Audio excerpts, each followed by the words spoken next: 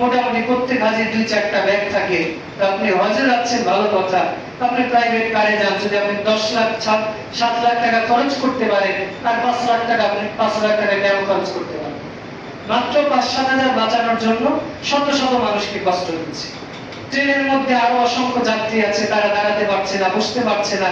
মানে ধরেন 10 জন যদি হাজি হয়, তার 20-30টা যদি ব্যাগ হয়, পুরো ট্রেনের অর্ধেকই তো ভরে যায়।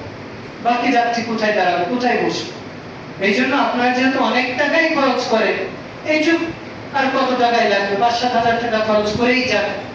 অথবা এমন ভাবে যাবেন যাতে অন্য কেউ কষ্ট না পায়। এমন কয়েকদিন আমার মনে পড়ছে যে কিছু লোক গালি দিয়েই বসে ফেলল, এইভাবে বললো যে হজে যাবি ভালো কথা, মানুষকে কষ্ট দিস। আরেকজন হাজিও ইহরাম বেঁধেছে, বাঁধার পর আরেকজনকে ফাহিশা কথা বলে ফেলে। তো এই লোকের হজ কিভাবে কবুল হতে পারে? এদের হজ কিভাবে কবুল হতে পারে? আমরা বাঙালি এমনই জাতি, হজ্জে যাওয়ার সময় গাঁজা নিতেও ভুলি না। বাঙালি এমন একটা আমরা জাতি, হজ্জে যাই ইয়াবা গাঁজা খায়, সিগারেট। তো তোর যদি গাঁজা খায় এতটাই প্রয়োজন, তোকে কে হজ্জে যেতে বলেছে? তুই বললাম এই জন্য যারা হজ্জে না করে আল্লাহর মেহমান।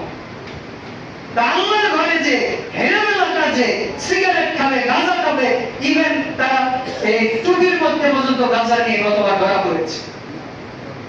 এইরকম কাজ করতে যাবে, হজ করতে যাওয়ার আগে নিজেকে আত্মশুদ্ধি করে, নিজেকে আগে এই গাঁজা মদ গাঁজা ইত্যাদি এই খাওয়া থেকে দূরে থাকে, এরপরে হজ্জে যাবে।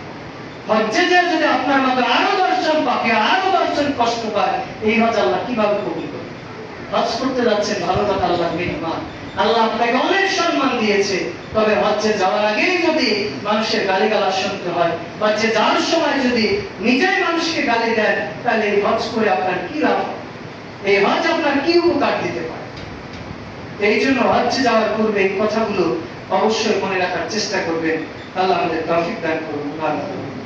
আর হজ্জে যাওয়ার পরে অনেকে আছে যে আমার দাদা দাদি তো 2005 সালে হজ্জে গিয়েছিল, তখন তো আমি ছোট, হয়তো 8-9 বছর বয়স, কিছু কিছু মনে পড়ে।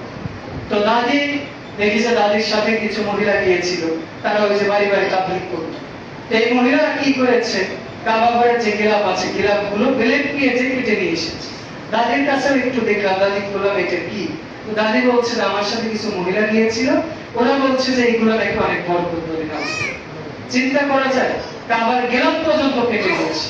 এই জন্য হজ্জের সময় কিন্তু এখন কাবার গিলাপ গত 2 বছর থেকে উঠিয়ে ফেলে। চিন্তা করা যায়, হজ্জে যাওয়া পর্যন্ত যেখানে মশা মাছি মারা নিষেধ, গাছের পাতা ছেঁড়া নিষেধ, ওইখানে যে আমার কাবার গিলাপ ছিল।